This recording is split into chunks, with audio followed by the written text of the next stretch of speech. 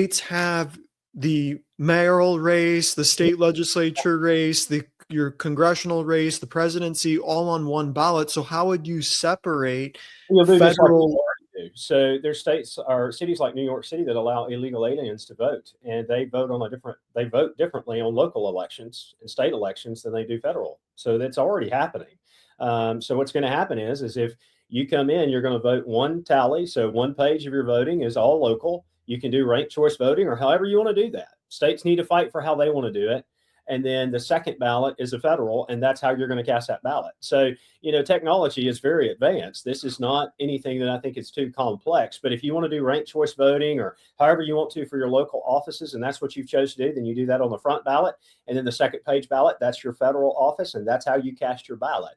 Of course, that's going to be in the weeds, and what I want by the time 500 other people have touched it, who knows what will happen. But I would like to see that at least for our elections, there is consistency in all 50 states with how we do this. And how would you then create, let's say, like the primary system, for instance, to choose nominees for parties for federal office? Would each state have a say in how they can conduct their primaries? Because each state has a unique culture in the way that they nominate. $30,000 to be a part of my primary to run as a Republican. I paid almost as much as every other Republican in the country combined to run against an incumbent. So there could be stipulation that there's no filing fee, but all primaries are on the same day. That could be a possibility. I mean, that's a lot of hashing out later on to determine.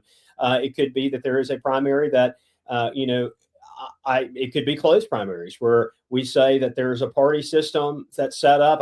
I wouldn't like to see that as a federal officer that's being done, but it could be a possibility. But a lot of that would be hashed out in what they wanted, what the Congress wanted at the time.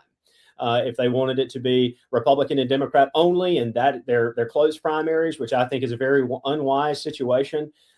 Or you could have it set up to where they're open primaries, but only on this day. So we would have a super Tuesday, where on Tuesday, March the 3rd, everybody votes in a primary every election cycle for their federal officers.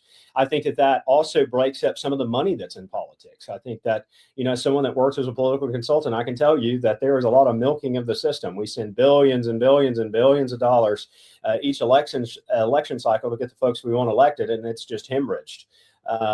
Sometimes I've always comically said the way that politicians waste money to get to office, no wonder why we're $37 trillion in debt. I've run a really tight budget on mine, but I think I would like to see a clearing of the system, a cleansing of the system, I guess I should say, to where we're not running multiple different things at multiple different times.